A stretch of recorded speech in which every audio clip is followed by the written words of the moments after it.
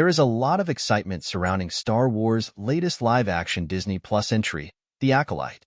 Premiering June 4th, the series will be the first on-screen look at the High Republic era, which has been thoroughly examined in a series of recent novels. It is also the most diverse Star Wars project ever, and boasts an impressive cast including Amandla Stenberg, Lee Young-jae, Carrie-Anne Moss, Manny Jacinto, Charlie Barnett, Daphne Keane, and Jodie Turner-Smith. But there is another reason fans are eagerly anticipating the show, and that would be the brief glimpses at the action on display in the recently released trailer. With fight sequences clearly inspired by martial arts choreography, The Acolyte has fans dreaming of returning to what many consider to be the best lightsaber battle in franchise history: Darth Maul's aerobatic engagement against Qui-Gon Jinn and Obi-Wan Kenobi in The Phantom Menace. And if viewers are hoping the fights in The Acolyte can match or exceed that epic confrontation, they are not alone. It is a bar that the cast and crew talked openly and often about clearing. "Yeah, that was a very frequent conversation we had," Keane, who plays alien Jedi Jecki Lon, tells Entertainment Weekly. "It was very much. We want to top the Darth Maul fight, the most iconic fight, I think, in the Star Wars cinematic universe. It's such an amazing fight, and we were all so excited about the saber fights.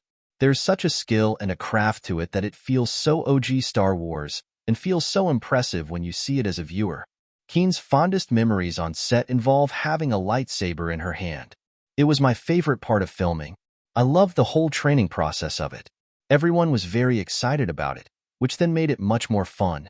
Our incredible stunt team created this kind of fusion of different martial arts, and we were really trained in how to use the sabers.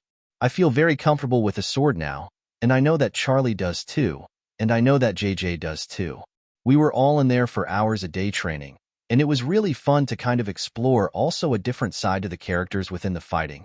And Keane says you see those different sides coming out through the moves they employ while in battle. "You can show a different aspect of your character. I feel like the way that JJ's character fights and the way that my character fights are completely different. And also with the way that Charlie's character fights. I found a lot of Jecki's repressed parts of her within her fighting.